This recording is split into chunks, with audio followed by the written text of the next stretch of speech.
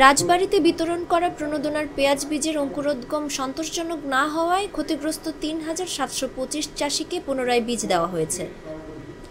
রোববার দুপুরে উপজেলা প্রশাসন ও কৃষি সম্প্রসারণ অধিদপ্তরের যৌথ আয়োজনে রাজবাড়ী সদর উপজেলার ২০০ ক্ষতিগ্রস্ত চাষির মধ্যে বীজ বিতরণের মাধ্যমে শুরু হয় এই কার্যক্রম। আমাদের আগের গুলো মারি গেছে, বর্তমান এখন জমি খরচ খরচাটা সেটা তো অনেক বাড়বে গেছে। এখন বর্তমান যা যদি কিছু এটা গজায় তাহলে আমরা ওই জমির উপরে কিছু দাঁড়াইতে পারবো। এই বীজটাই খ্যাত হবে, কিন্তু আগের মতন অতটা ফলন হবে না, কিন্তু আমাদের বা তাও বাধ্যতামূলক ক্ষতিগ্রস্ত হিসাবে করা লাগবে। যদি আবার বীজ যদি ভালো আসে তাহলে আমি হয়তো বা ১-১.৫ বিঘে করতে পারবো। পর্যায়ক্রমে আগামী এক সপ্তাহের মধ্যে রাজবাড়ী সদরে আরও ৬০০ জন সহ পাংশায় ৮৭৫,০০০, কালুখালী ৭০০, বালিয়াকান্দিতে ১,০০০ ও গোয়ালন্দে ৩৫০ চাষির মাঝে পেঁয়াজ বীজ বিতরণ করা হবে। জমি তৈরি করে আবার এটা ফেলা চারা বানাইতে হবে। চারা বানা সারি আমরা আবার ওই অন্য ক্ষেতে এটা রোপণ করব। এখন একটু মানে দেরি হয়ে গেলে ফলনটা একটু কম হলেও বীজ হবে। রাজবাড়ীতে হালি পেঁয়াজ আবাদের লক্ষ্যে নভেম্বর মাসের প্রথম সপ্তাহে ৪,০০০ কৃষককে বিনামূল্যে বাড়ি ১, বাড়ি ৪ ও তাহেরপুরি এই ৩ জাতের বীজ বিনামূল্যে বিতরণ করে জেলা কৃষি সম্প্রসারণ অধিদপ্তর। এই বীজের জন্য খরচ হয় ১,৮,০০,০০০ টাকা।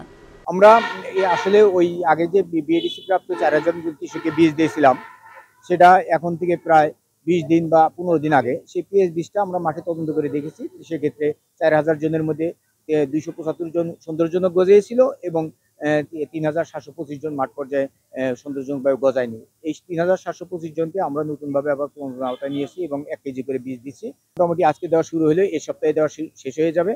আর নতুন করে তারা প্রিপারেশন নিতে ১৫ থেকে ১৬ তারিখের মধ্যে তারা মাঠে বীজ দিতে পারবে। আর এই মাসে যদি ১৪-১৫ দিন পায়, আগামী মাস জানুয়ারি মাস পুরাটাই পাবে। জানুয়ারি মাসে ২৫-৩০ তারিখের দিয়ে আবার নতুন করে তারা চারা মাঠে দিতে পারবে।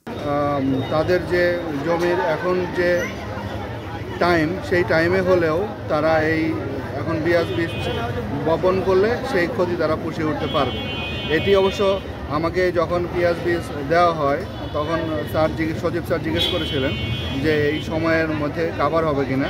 তো আমরা তখন এটি আবার রিচেক করে দেখেছি যে এই সময়ের মধ্যে তারা পেঁয়াজ বীজ যদি আজকেই বপন করে এবং এই সপ্তাহে বপন করলেও এই ক্ষতি তারা পুষিয়ে উঠতে পারবে। বিতরণ অনুষ্ঠানে রাজবাড়ী সদর উপজেলা নির্বাহী অফিসার মারিয়া হকের সভাপতিত্বে প্রধান অতিথি হিসেবে উপস্থিত ছিলেন রাজবাড়ী জেলা প্রশাসক মোহাম্মদ জাহিদুল ইসলাম মিয়া।